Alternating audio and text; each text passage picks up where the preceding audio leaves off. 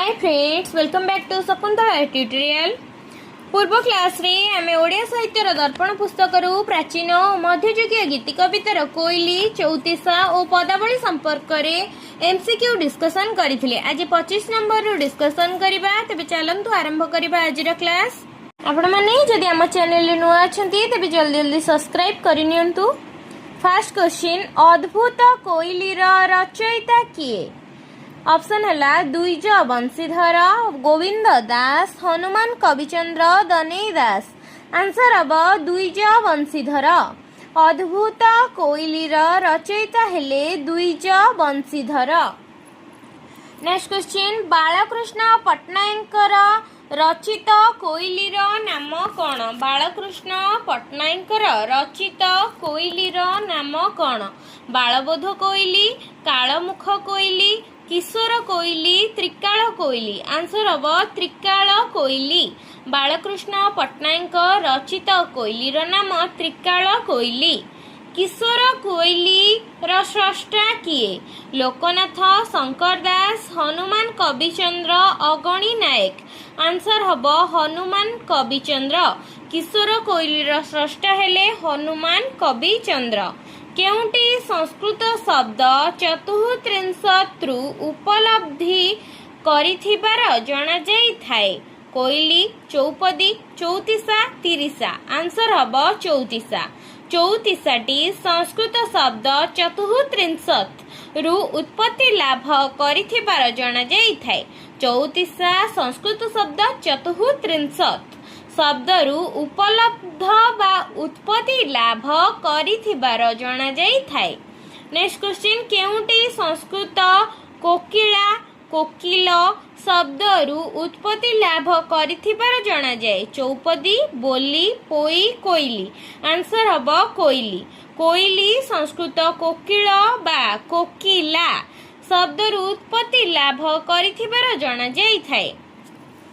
Next question, केउथिरे Shiv Parvati विवाह प्रसंग पृष्ठभूमिर मुख्य स्थान अधिकार करिथिबार जणा जाई थाए? केशव कोइली, कलसा चौतीसा, सोमनाथ व्रत कथा, रुद्र सुधानिधि। आंसर हम कलसा चौतीसा।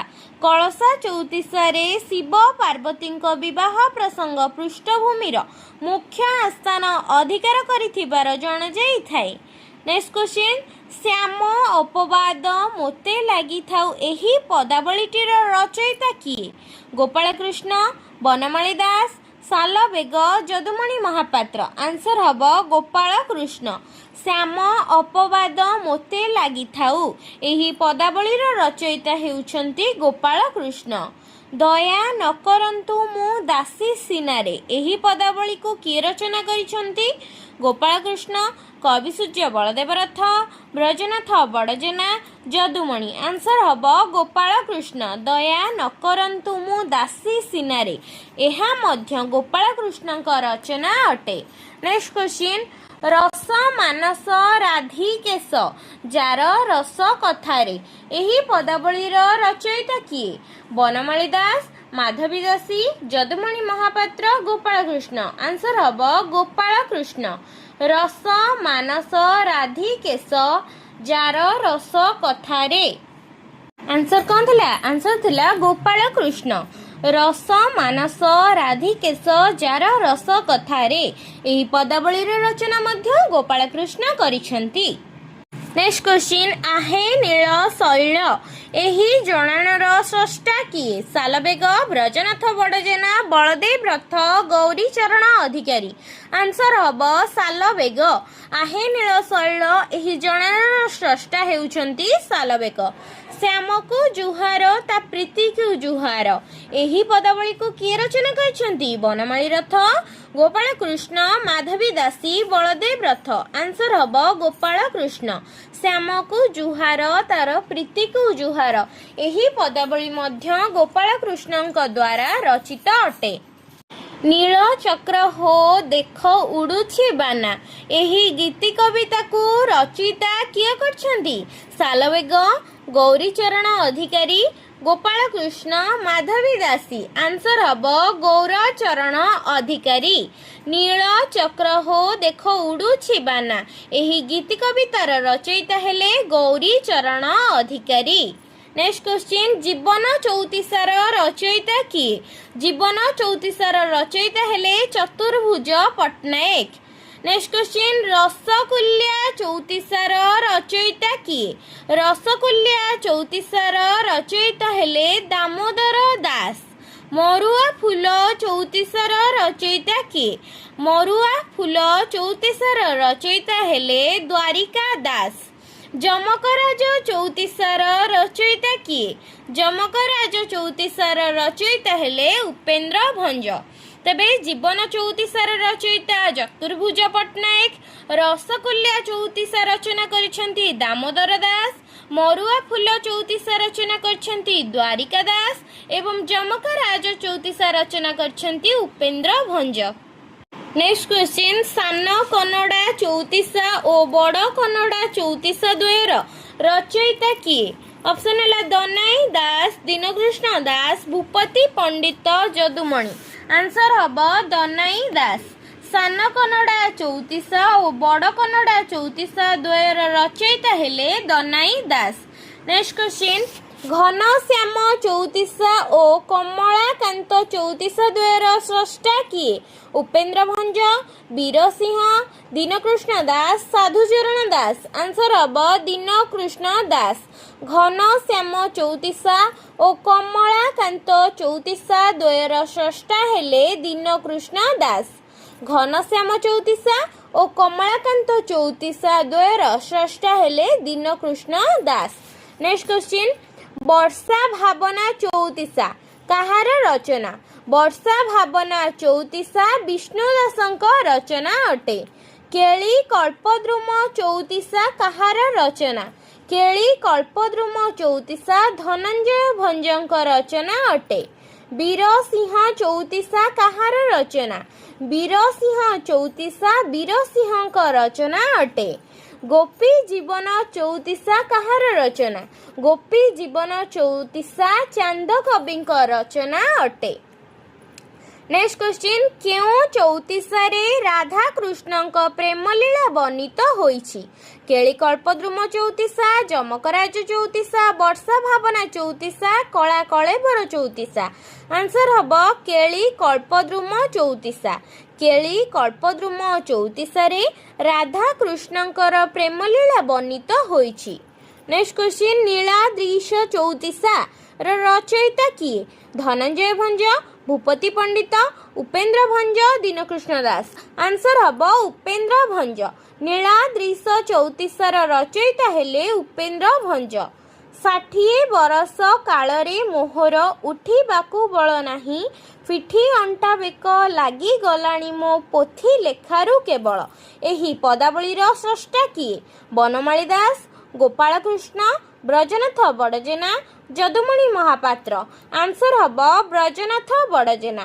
60 ବରଷ କାଳରେ ମୋହର ଉଠିବାକୁ ବଳ ନାହିଁ, ପିଠି ଅଣ୍ଟା ବେକ ଲାଗିଗଲାଣି ମୋ ପୋଥି ଲେଖାରୁ କେବଳ।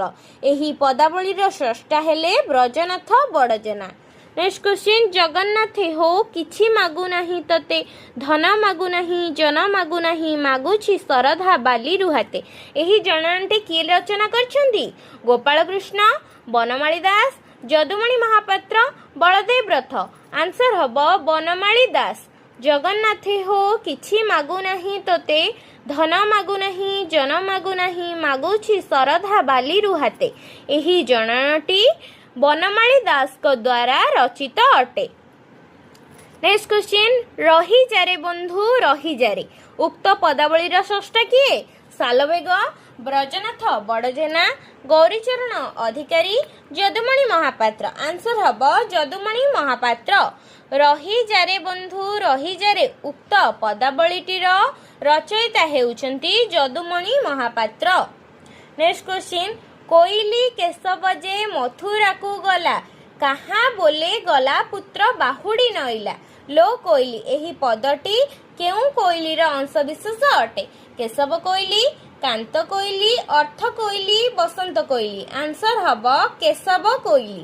କୋଇଲି କେଶବ ଯେ ମଥୁରାକୁ ଗଲା, କାହା ବୋଲେ ଗଲା ପୁତ୍ର ବାହୁଡ଼ି ନଇଲା। ଲୋ କୋଇଲି, ଏହା କେଶବ କୋଇଲିର ଅନ୍ତର୍ଭୁକ୍ତ ପଦାବଳୀ ଅଟେ। ନେକ୍ସଟ କ୍ୱେଶ୍ଚିନ୍, ଛିନ୍ନ ଅଙ୍ଗେ ଛିଣ୍ଡା ଗନ୍ଥା ଲାଗିଛି ତାହାରେ, ଛାର ପାଉସ ଲୋଚାଏ ଲେପିଛି ଶରୀରେ, ଛନ୍ଦି ଅଛି ସର୍ପମାଳି ମୁଣ୍ଡେ ଆଭରଣ, ଛଟକେ ଭେଳିକି ବୁଢ଼ା ଲଗାଇଲା ଜାଣ। ଉକ୍ତ ପଦଟି କେଉଁ ଚଉତିଶାର ଅଂଶବିଶେଷ ଅଟେ? ସୋମନାଥ ବ୍ରତ କଥା, କଳସା ଚଉତିଶା, କଳା କଳେବର ଚଉତିଶା, ପହଳି ଚଉତିଶା। ଆନ୍ସର ହବ କଳସା ଚଉତିଶା। ଛିନ୍ନ ଅଙ୍ଗେ ଛିଣ୍ଡା ଗନ୍ଥା ଲାଗିଛି ତାହାରେ, ଛାର ପାଉସ ଲୋଚାଏ ଲେପିଛି ଶରୀରେ, ଛନ୍ଦି ଅଛି ସର୍ପମାଳି ମୁଣ୍ଡେ ଆଭରଣ, ଛଟକେ ଭେଳିକି ବୁଢ଼ା ଲଗାଇଣ ଜାଣ। ଏହା କଳସ ଚଉତିଶାର ଅନ୍ତର୍ଭୁକ୍ତ ଅଟେ। ନେକ୍ସଟ କ୍ୱେଶ୍ଚିନ୍, କୋଇଲି ଥନ ଭାଙ୍ଗି କ୍ଷୀର ପିଆଇଲି, ଥବିର କାଳକୁ ପୁତ୍ର ଦେଖି ନ ପାରିଲି। ଲୋ କୋଇଲି, ଏହି ପଦଟିର ରଚୟିତା କିଏ? ଜଗନ୍ନାଥ ଦାସ, ମାର୍କଣ୍ଡ ଦାସ, ଗୋପାଳକୃଷ୍ଣ ଅଗଣି ନାୟକ। ଆନ୍ସର ହବ ମାର୍କଣ୍ଡ ଦାସ। କୋଇଲି ଥନ ଭାଙ୍ଗି କ୍ଷୀର ପିଆଇଲି, ଥବିର କାଳକୁ ପୁତ୍ର ଦେଖି ନ ପାରିଲି। ଲୋ କୋଇଲି, ଏହି ପଦଟିର ରଚୟିତା ହେଲେ ମାର୍କଣ୍ଡ ଦାସ। ତେବେ ଆଜିର ଆଲୋଚନାରେ ଆମେ 25 ରୁ 49 ପର୍ଯ୍ୟନ୍ତ MCQ ଡିସ୍କସନ୍ କଲେ ଓଡ଼ିଆ ସାହିତ୍ୟର ଦର୍ପଣ ପୁସ୍ତକର କୋଇଲି, ଚଉତିଶା ଓ ପଦାବଳୀ ବିଷୟର ଅନ୍ତର୍ଗତ ପ୍ରାଚୀନ ଓ ମଧ୍ୟଯୁଗୀୟ ଗୀତି କବିତାକୁ ଗ୍ରହଣ କରି ଆମେ ଏହି ଆଲୋଚନାଟି କଲେ। ନେକ୍ସଟ କ୍ଲାସରେ 49 ନମ୍ବରରୁ ପରବର୍ତ୍ତୀ ଆଲୋଚନା କରିବା। ଯଦି ଭିଡ଼ିଓଟି ଭଲ ଲାଗିଥାଏ ଲାଇକ୍ ସେୟାର ନିଶ୍ଚୟ କରିବେ।